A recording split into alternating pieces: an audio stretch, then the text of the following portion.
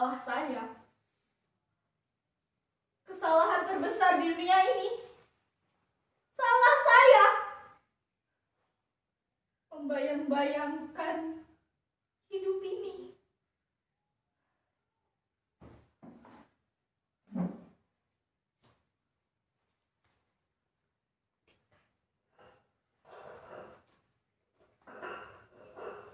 Saya tahu.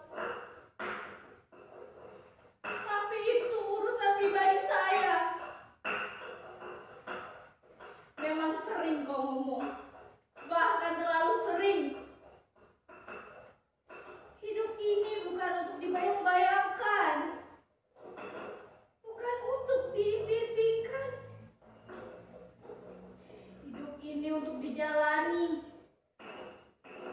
Untuk disaksikan. Untuk dirasakan. Dilihat dengan mata.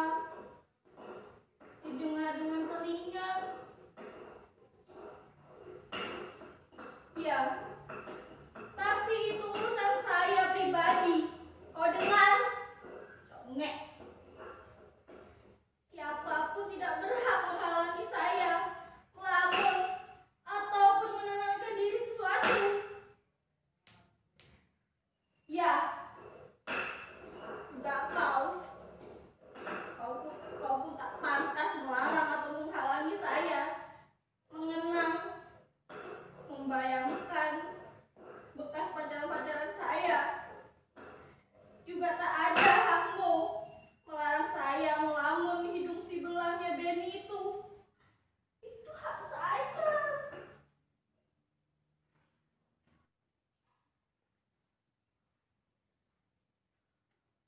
Betul, saudara-saudara. Itu hak tiap-tiap orang. Hak asasi manusia. Saudara. Saudara pun tidak berhak atas dunia sunyi seseorang. Apakah bisa? Itu rahasia.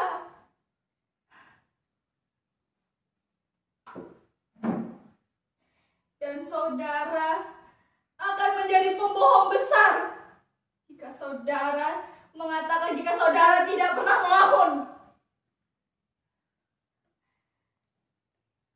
Lantas tidak ada yang melarang saudara untuk melakukan pekerjaan edan itu. Dalam keadaan beginilah, saya ingin mabuk saja dengan meneguk semua sambal ini. Saya tahu sambal itu merangsang nafsu makan. Tapi saya tidak perlu dirangsang.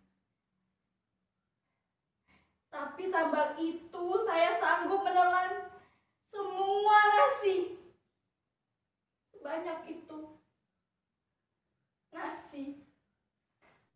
Nasib. Ya, nasib. Nasib. Tiap siang yang panas di meja ini, selalu ada sambal yang panas. Ini bukan lagi perangsang.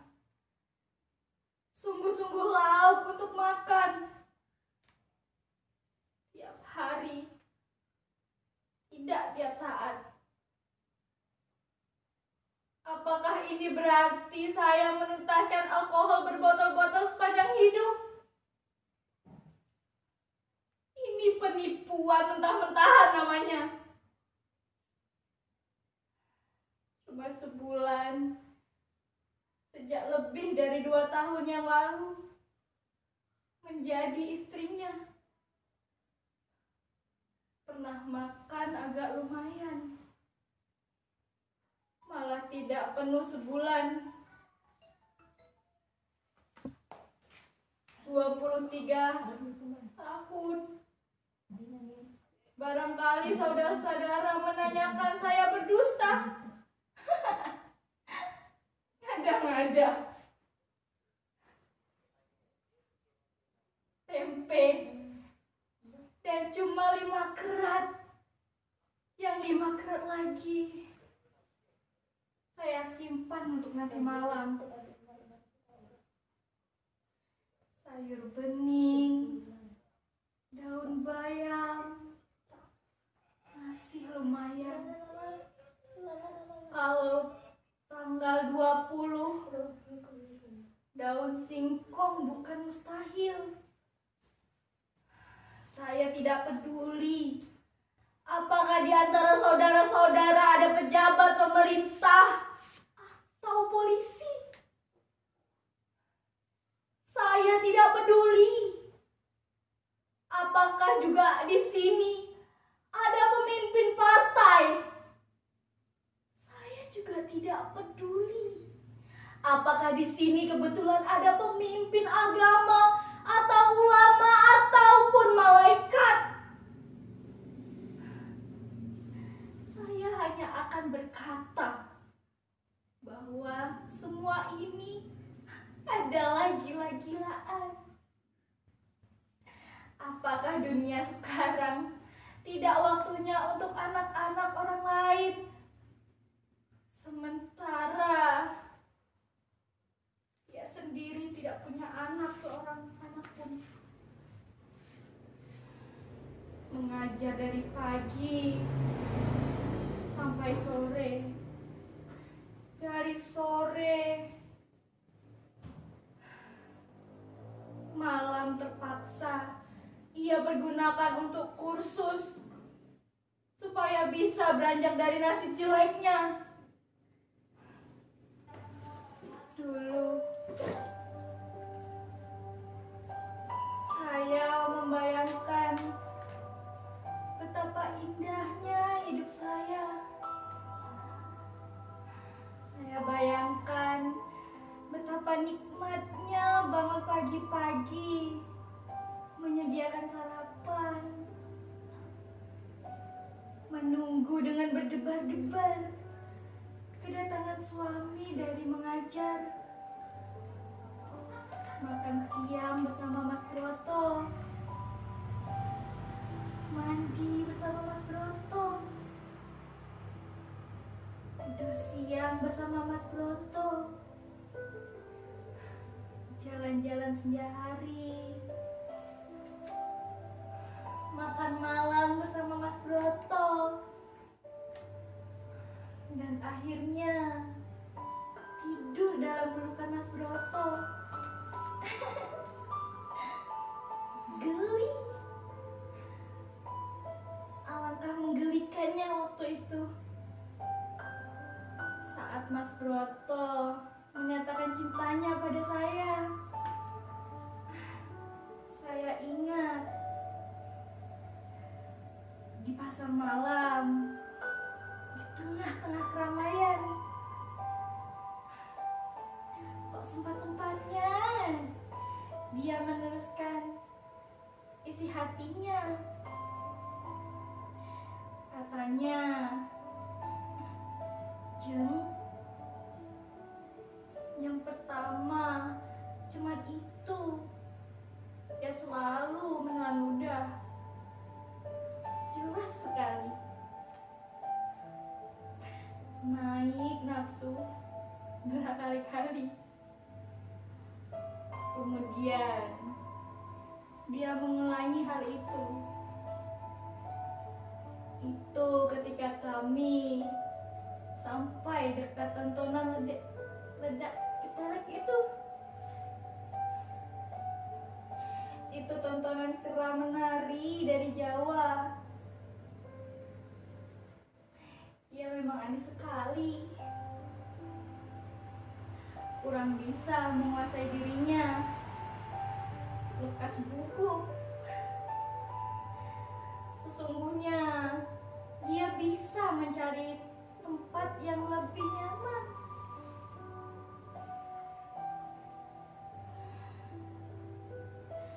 Sesuai untuk mengucapkan kata-kata cintanya. Tapi ketika sampai di tengah tontonan kera itu, seperti penderitaan malaria. wajahnya. Katanya, "Jem, kau sangat manis." Urat di lehernya serasa tidak normal lagi. Gemetar sekali saya.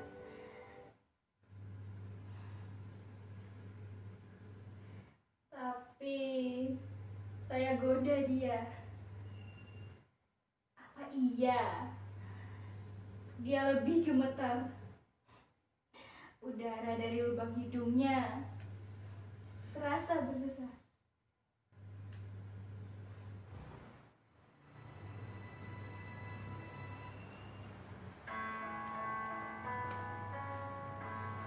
Itulah kesalahan saya. Justru itu.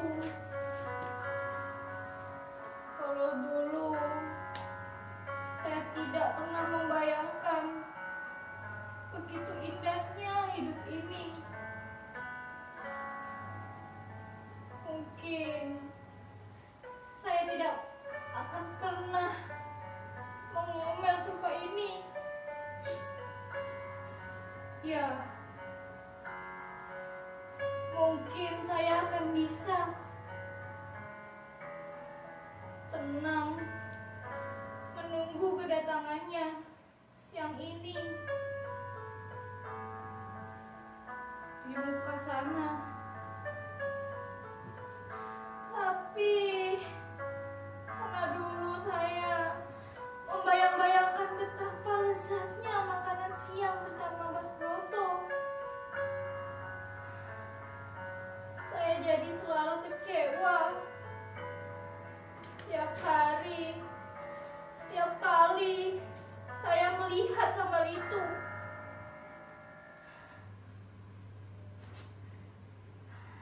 Mati radio itu. Biarkan saja.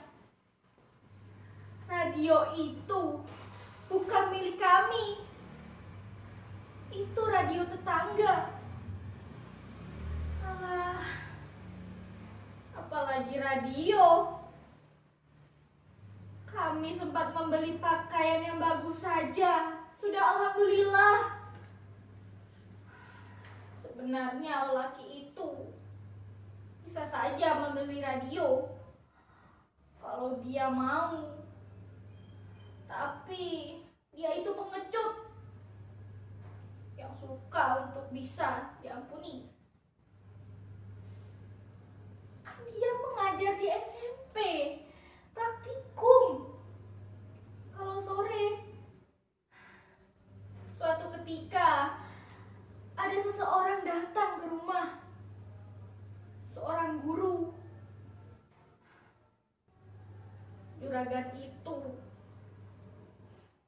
Juragan itu punya anak yang belagaknya seperti setan, ranjingan.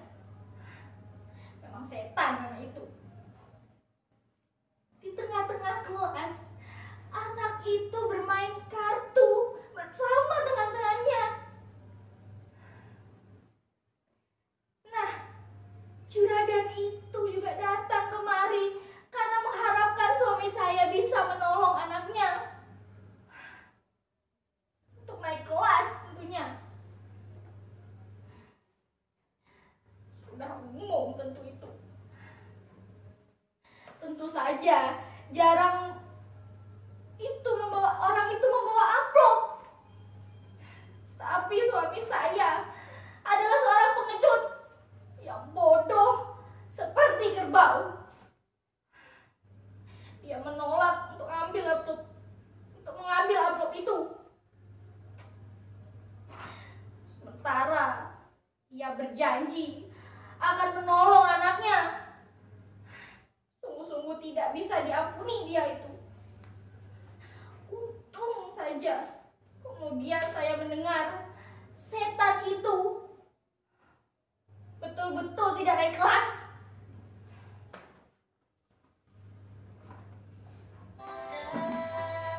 Sombong betul tetangga yang berhatu itu. Dia pikir cuma dia yang punya telinga. Ih, semangat.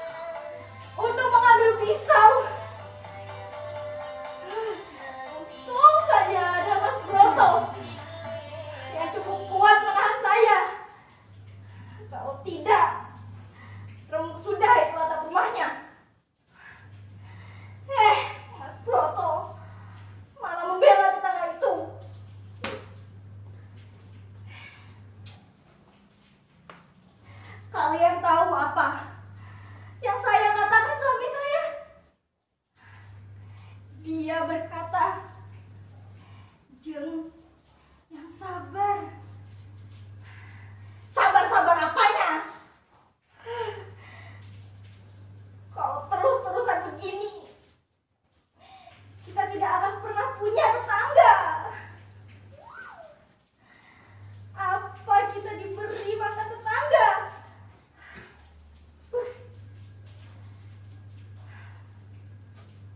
Ya, setan tetangga itu. Kalau dia menghina kita, kita tidak tahu kita siapnya dia.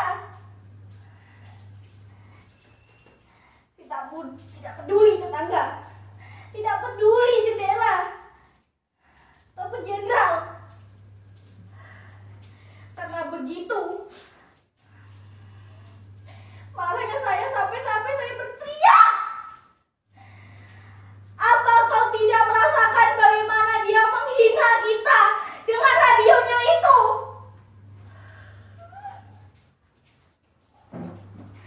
Apa yang suami saya bilang? Itu bukan penghinaan.